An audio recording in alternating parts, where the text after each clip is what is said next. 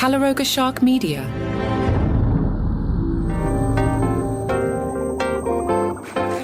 Hey, I'm Johnny Mac with your daily comedy news. Thanks to Nichelle for sending this my way.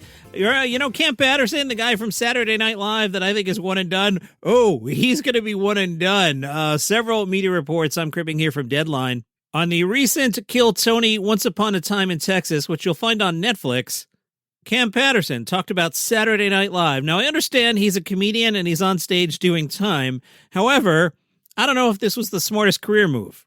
I will clean this up a little. Cam Patterson said, I'm going to be honest. I'm going to keep it 100% with y'all. In the nicest way possible, it's gay. It's really gay, dog. It's gay as F. Understand something? I was on national television doing this. He then reenacted an animated hand gesture. Cam said, I've shot at somebody before. You understand me? You understand how crazy that change in life is? You know what's crazy? I think people are more excited for me than I am for myself, though. People keep saying, congratulations, good job, and that's dope. But understand something, bro. I'm 26 and I'm black. I've never seen the show. I have no idea what the F I signed up for, dog. I'm just kind of there. And listen, this stuff is not for me. It's for white people, really. They have on celebrities I've never heard of in my life. We had on Glenn Powell at one point. I was like, who's that? And they were like, he's in Top Gun. I was like, never seen it. And then we had on Miles Teller, and I was like, who's that? And they were like, he was in Top Gun. I was like, I'm on to you, fellas. So we'll see how well that goes over with Lorne Michaels.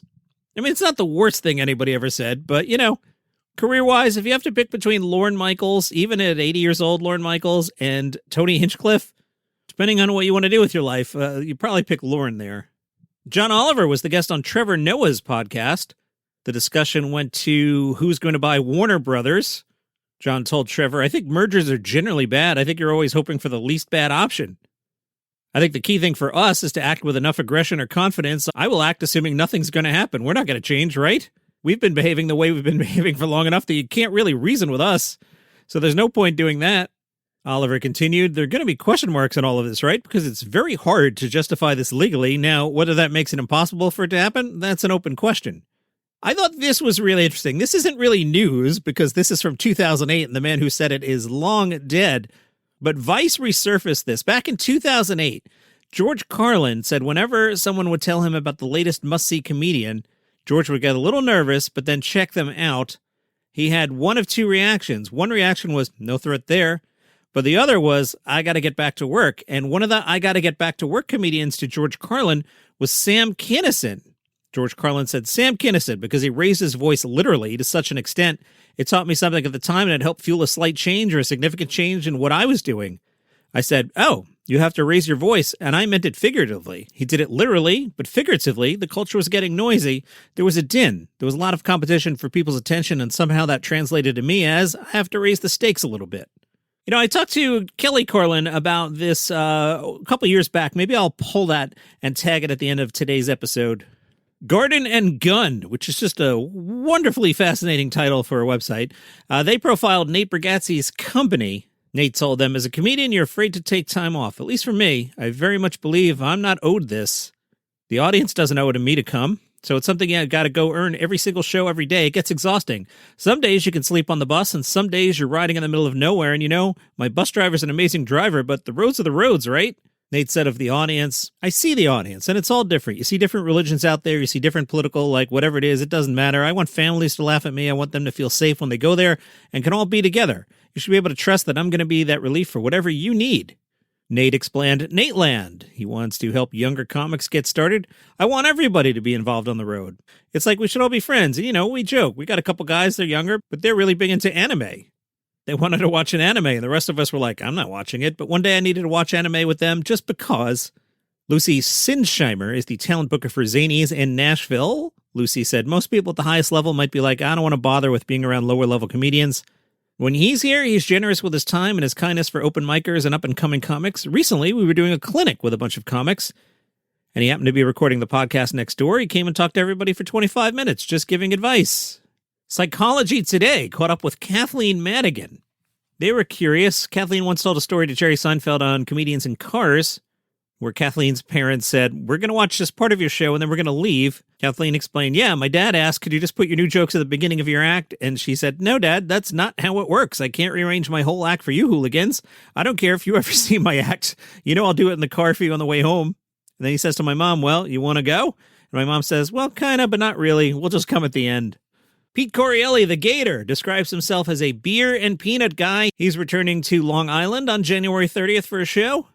The Gator says, I'm not a fan of comedians that perform at you. I like being a version of myself on stage. I never wanted to be stuck in a character. I just try to be true to who I am. I always felt most funny when I was hanging out. That's a trait I got from my father growing up in Long Island. He's an everyday guy who made people laugh with his stories. I always latched onto that. I worked with Pete for the better part of a decade when he was the number 2 chair on the Jim Brewer radio show back in the serious days. Correale talked about getting into comedy at Hamburger Harry's in Midtown Manhattan in 94. After exploring acting, Pete joined an improv group. I did not know that. I cannot imagine Pete Correale having the patience for an improv group. Wow, I can't even fathom that. Pete explained, I went to an open mic that Jim Gaffigan and Judah Friedlander were at. I was listening to them talk about their bits, and it was love at first sight. From there, I never looked back. Pete says, I truly feel now, does a comic have anything worth listening to until at least 45? Once you get older, you have a lifetime experience to look back on. Pete is the co-host of Pete and Sebastian of Sebastian Maniscalco. He says, we have incredible similarities and drastic differences.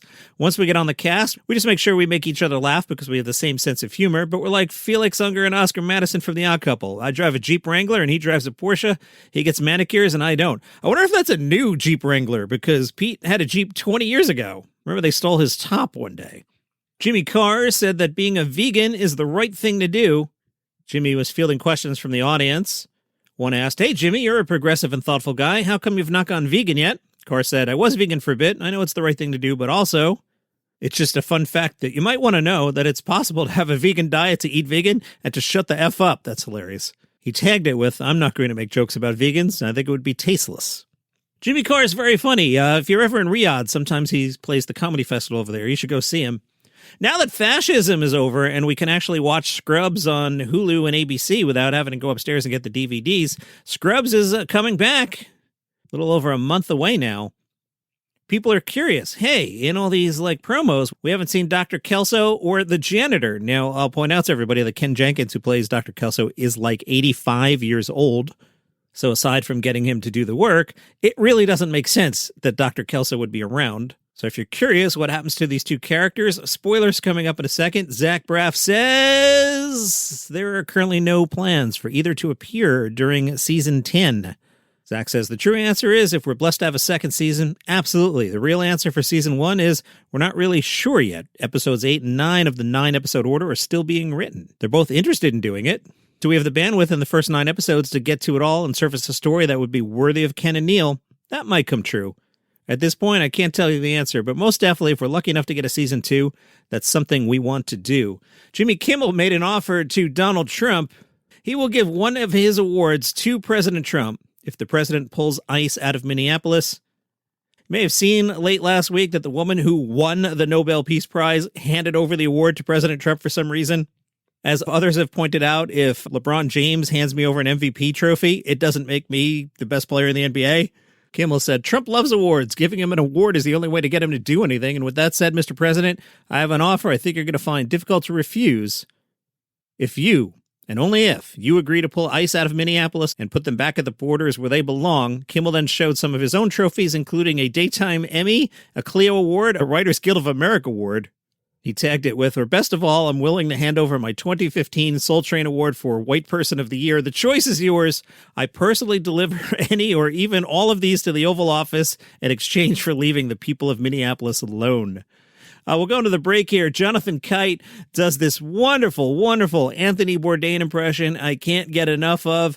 This week, Anthony Bourdain went to the Buc-ee's, and here's a little taste of that, no pun. Pickles, produce, pastries, sauces, snacks. If you didn't gas up outside, you will in here. Behold the jerky wall, a carnivorous curtain of beef, the only wall in Texas everyone can agree on. At noon Eastern today, the reveal for who was eliminated for week 2 of Comedy Survivor. There's a dramatic exit in this week's show. At noon Eastern, you can start voting for next week in the Facebook group, which is Daily Comedy News Podcast Group. And in this very feed, you will hear the Week 2 elimination show. Comedy Survivor Facebook group. TO Sketchfest, the Toronto Sketchfest. They're coming back. It's their largest lineup to date. Over 70 high-energy showcases by more than 75 comedy troupes. I was texting the other day with Mike from the Letterman podcast. Now, I live in the United States, and Mike lives in Canada, and we were talking about getting together, and I'm like, I don't know, man. If we invade Greenland, the border might be closed. I might not be able to hang out with Mike or go to the Toronto Sketch Fest. So some of the sketch troupes, there's a lot here. I'm not going to read them all, but let's see some names that seem funny. 2 Draculas, 24 Double B. Sketch troupe names are always funny. Bicycle Jousting, Big Chick Energy, I like that. Brain Frogs, Firecracker Department, Grease Trap, No Vowels. That's funny. I don't know why it's funny, but it's funny.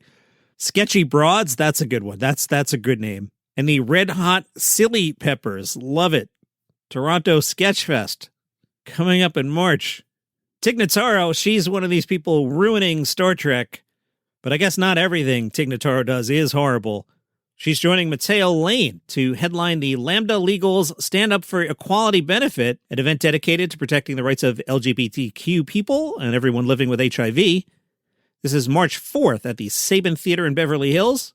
Stand Up for Equality is designed as a moment of cultural unity, blending stand-up performances, musical moments, and celebrity presenters into a shared space for laughter and advocacy.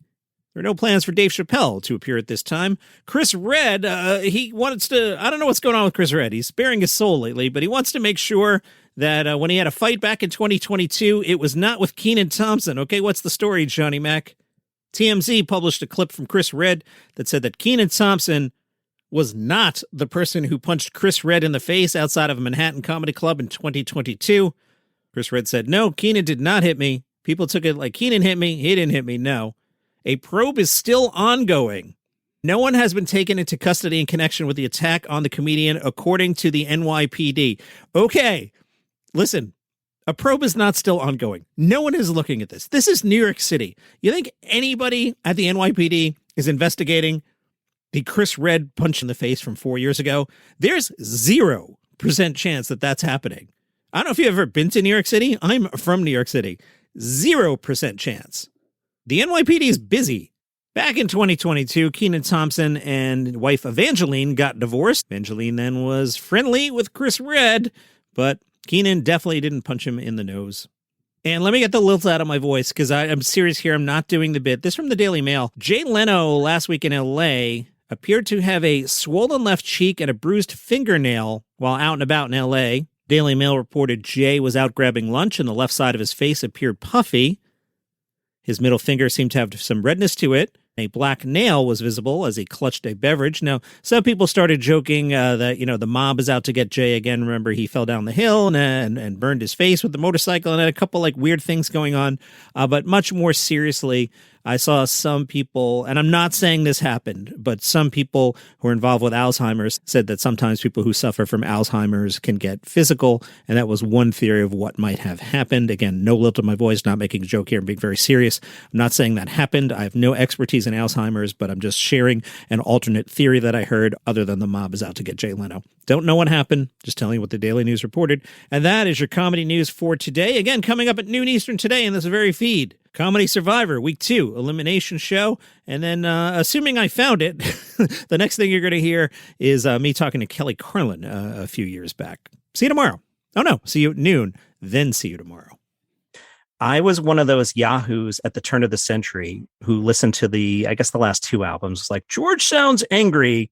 And I have done a complete 180 on that. And he is the great prophet of the 21st century. That stuff has aged so well. I go back and listen to it. Just prepping for today, I was going back and listening to It's the Last Bit on It's Bad For You. It's Coast to Coast Emergency. And it sounds like he recorded it this morning. Yeah, no one wanted to hear it, including me, John. It was like, God, Dad, get over it. Can you do some fart jokes or something? Please be goofy again. As he said, you scratch a cynic, and underneath it, you get a brokenhearted idealist. Yeah, he was a man who I think was just ringing the bell so loudly and saw what was coming, saw the writing on the wall. And nobody wants to hear that while the walls still look fine to us. Everything seems fine. But boy, did he see it all coming. Even stuff 30 years old, he saw it coming. It's amazing.